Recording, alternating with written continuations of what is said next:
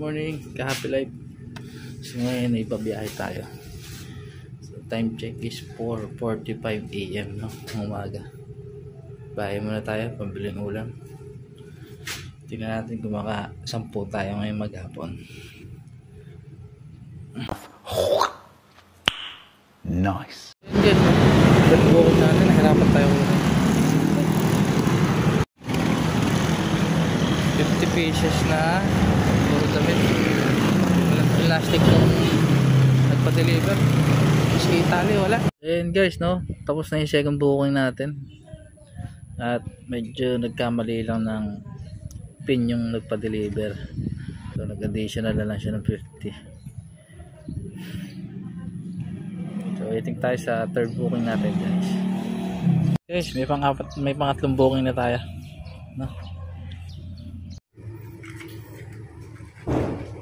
Hello guys. So time check 8:38 no. Waiting tayo ng ika-4 na booking no guys. Yung pawis ko. Yung chicken para ako naligo.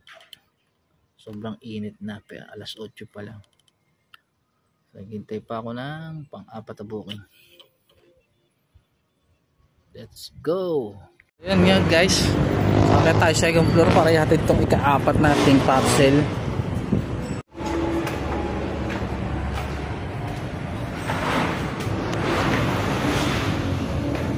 A few moments later. So yan guys, waiting pa tayo.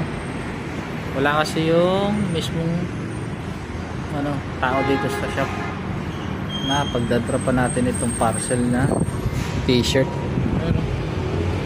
T-shirt laman yan guys. So waiting tayo.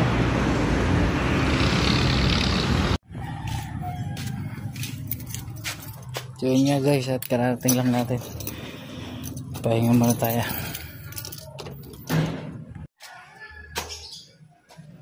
Ayan ako. Pagod guys. Tanggalin muna natin yung box ng Lalamove at ano naman tayo, magpapahinga. So time check is alas 10 na. So sakto kasi asikasuhin ko naman yung anak ko.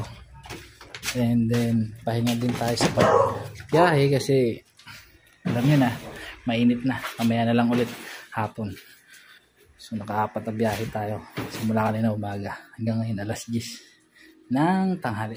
Mainit na, pahinga tayo.